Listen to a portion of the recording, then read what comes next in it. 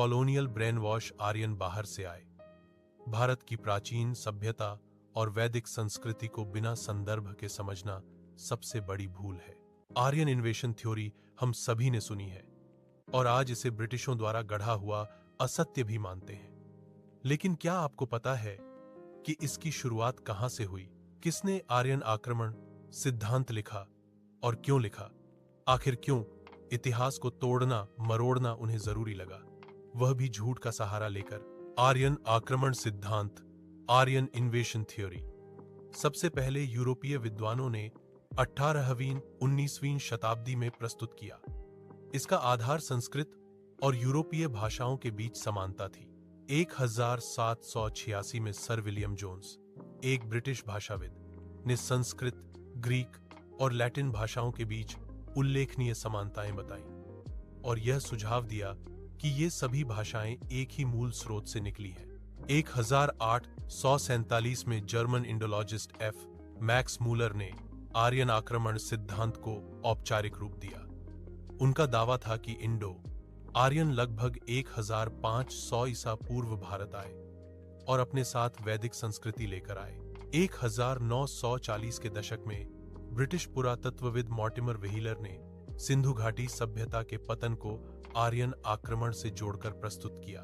आर्यन बाहर से आए और आक्रमण किया बिना ठोस सबूत के ऐसे दावे इतिहास नहीं, भ्रम है।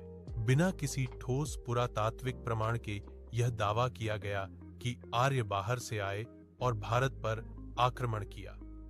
यह कथन इतिहास नहीं, एक भाषाई सिद्धांत की गलत व्याख्या मात्र था।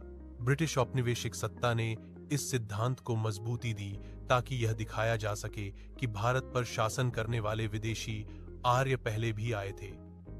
हम ब्रिटिश भी उसी परंपरा का हिस्सा हैं। यह इतिहास नहीं, राजनीतिक नैरेटिव था। औपनिवेशिक शोध की आलोचना को दबाया गया, स्थानीय स्रोतों और भारतीय ग्रंथों की अनदेखी की गई और यही सबसे बड़ी ऐतिहासिक गलती थी। आज पुरातत्व, जेनेटिक्स और वैदिक साहित्य के गहन अध्ययन स्पष्ट रूप से दिखाते हैं कि न तो किसी बड़े पैमाने का आक्रमण हुआ, न युद्धजनित विध्वंस के प्रमाण मिले और न ही किसी सभ्यता का जबरन अंत हुआ।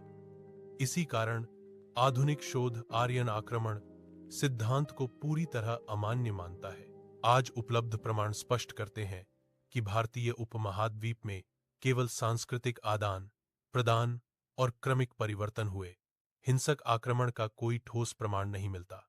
इसलिए इतिहास को विचारधारा नहीं बल्कि प्रमाणों और बहुविध स्रोतों के आधार पर लिखा जाना चाहिए। शिक्षा और राजनीति ने इन पुराने औपनिवेशिक सिद्धांतों को जीवित रखा क्योंकि यह नैरेटिव सत्ता, विचारधारा और अकादमिक प्रतिष्ठा तीनों के लिए सबसे अधिक सुविधाजनक था।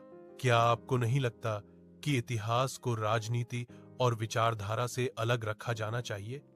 याद रखें, सवाल पूछना ही झूठे इतिहास को चुनौती देने का पहला और सबसे साहसिक कदम है। यदि आपको यह वीडियो पसंद आया हो तो कृपया इसे लाइक करें, शेयर करें और चैनल को सब्सक्राइब करें। धन्यवाद।